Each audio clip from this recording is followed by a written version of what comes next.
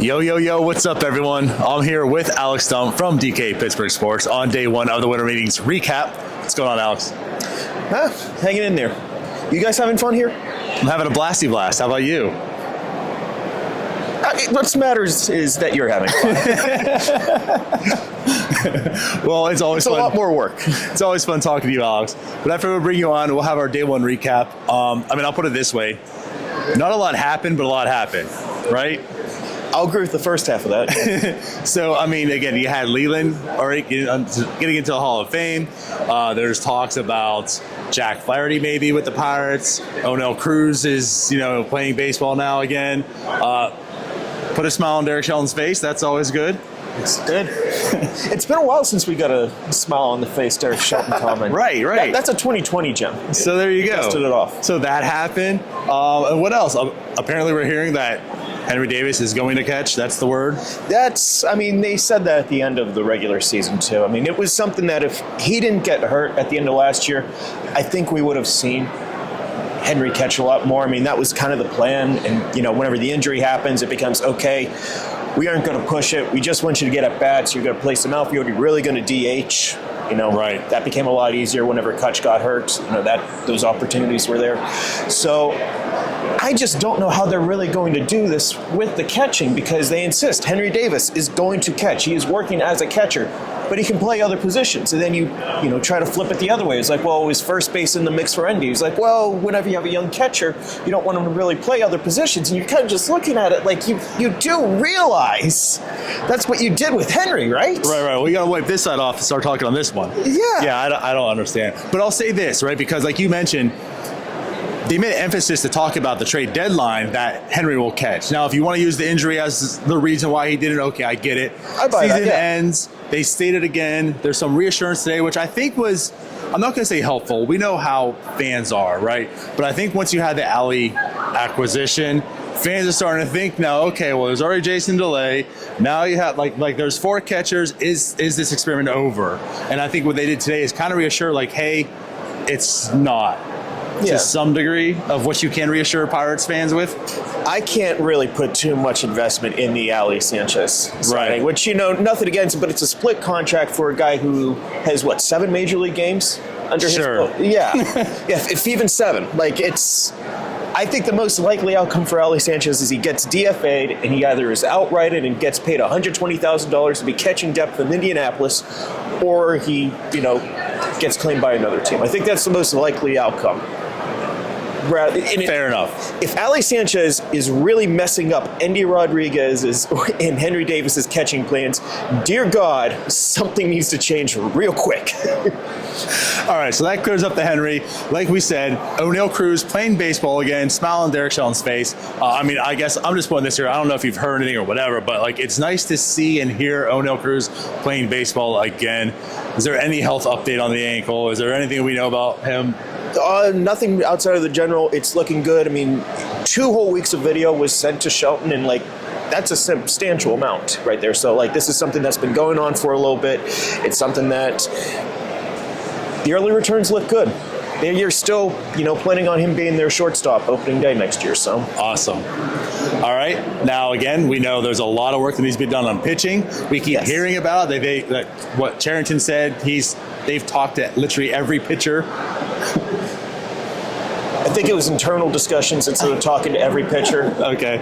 But they really have done their homework here for it. And I believe the analogy he used was there are hooks in the water right now for free agency and trade. And I don't know if I see any hooks right now, but there's definitely plenty of water. There we go. Well played. I don't know how much they're going to yield, though, with all of this. And I'll second this. I don't know how many impact arms there are available in this market outside of the very obvious guys that are going to make more than the Pirates have paid in payroll the last couple of years.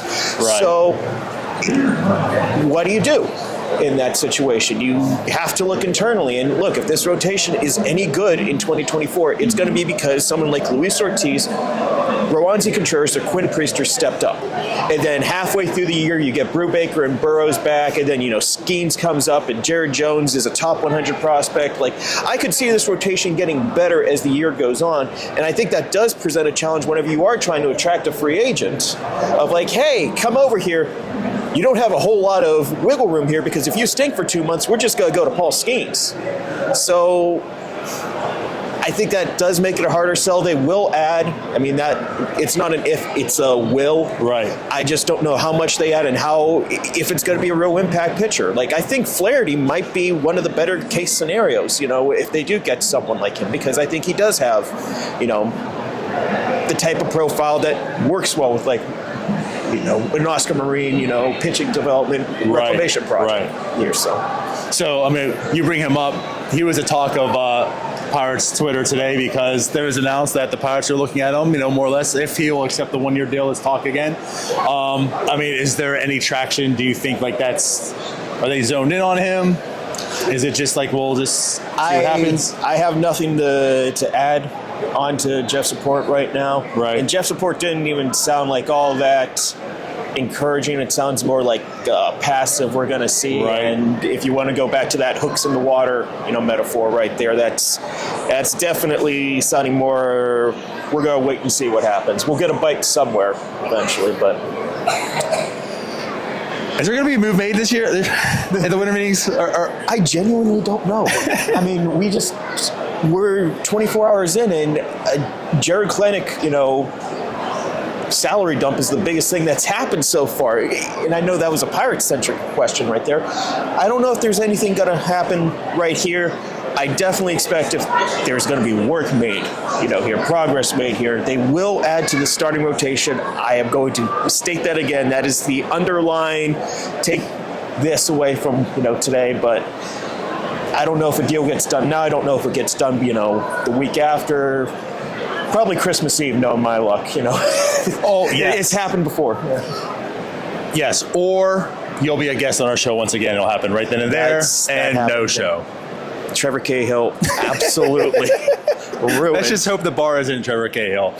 Let's wrap it up on this, though. So, again, Jim Leyland does get elected into the Hall of Fame. Pirates hat, Tigers hat, Marlins, where are we going here? He's talking to the Hall of Fame about it. He's going to wait and see. I have to imagine it has to be the Pirates or Tigers, right? I would assume one of the two. Yeah. I heard something he wants to go in with the MLB logo, maybe. I don't know. I don't know. I think that might be the best. Everyone be nice, keep the peace, whatever. Yeah. All right. Anything else on Jim Leyland? He deserves it. Great guy. Read my long-form story at DK Pittsburgh Sports on him. There's a whole lot of F-dashes in the article. So. Well, that's how I know it's legit. Yes. All right. Well, that pretty much wraps up day one. We'll be back again tomorrow for day two. Alex, once again, thank you. Thanks for having me. Bye-bye.